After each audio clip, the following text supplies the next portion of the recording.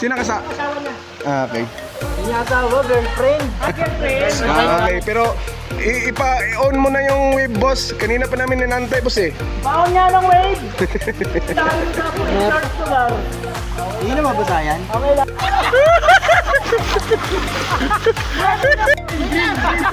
One, two, three!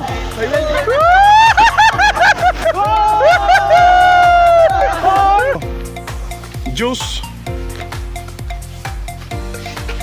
Jits tunnel yan eh. Ha? Jits tunnel. Jits tunnel. Kumain na kayo, Paps?